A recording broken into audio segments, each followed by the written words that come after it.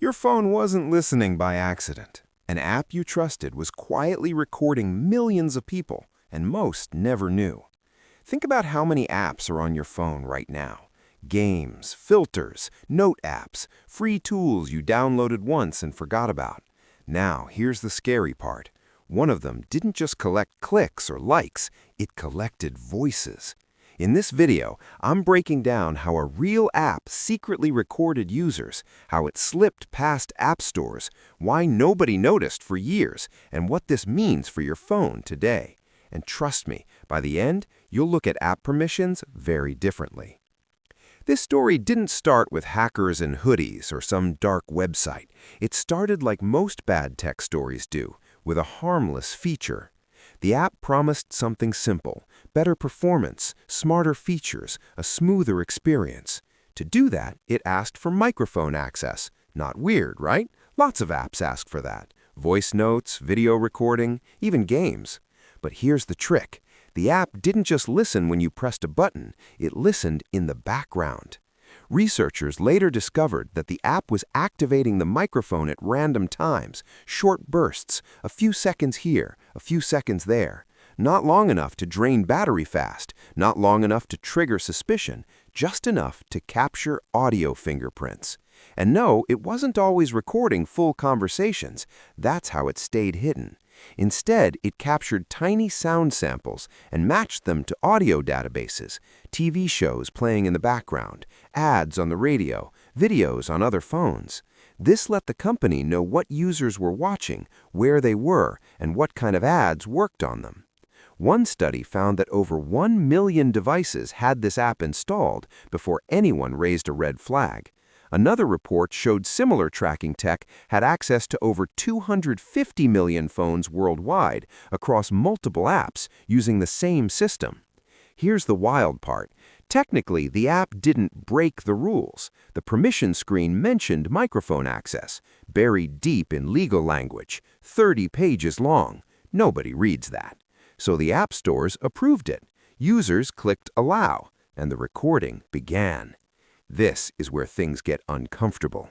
Most people think spying looks obvious: a red light, a warning, a big pop-up saying recording. But modern tracking doesn't work like that. It works quietly, invisibly, legally. The real problem isn't just one app, it's the system that allows this behavior to hide in plain sight.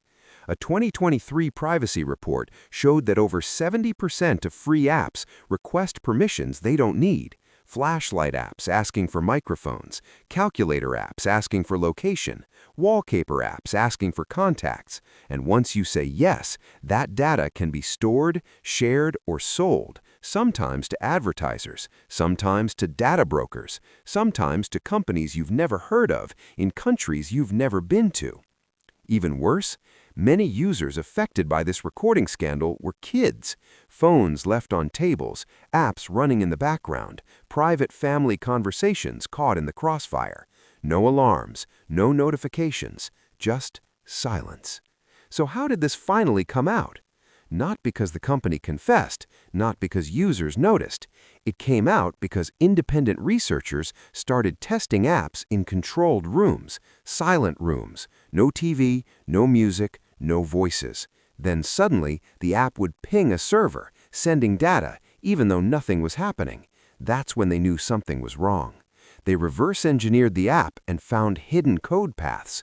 The microphone was waking up even when the app wasn't open. The recordings were being processed, tagged, and uploaded.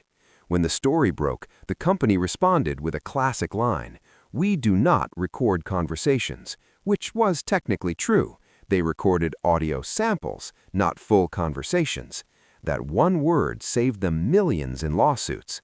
The app was quietly removed, updates were pushed, privacy policies were rewritten, and most users never even knew they were affected. No refund, no apology, just gone. And here's the scariest part. The technology never went away, it just got better, smaller, faster, harder to detect. Now imagine this. Your phone is on the table. You're talking about a product, a problem, a plan. Later that day, you see an ad that feels way too perfect. You laugh and say, "My phone is listening." Most people say it as a joke, but after cases like this, it stops being funny. Experts still debate how often this happens today, but one thing is clear: your phone doesn't need to record everything to know a lot about you. A few seconds of sound paired with enough data is more than enough. And the worst part? You agreed to it without knowing. So what's the lesson here? It's not to panic, it's not to smash your phone, it's awareness. Check your app permissions, delete apps you don't use, be suspicious of free tools that ask for too much. And remember this: if an app doesn't charge you money, it's probably charging you data. The app that secretly recorded millions wasn't evil-looking, it was normal, boring, useful. That's what made it dangerous. Watch the next video on screen to see how to spot invasive apps before they spy on you.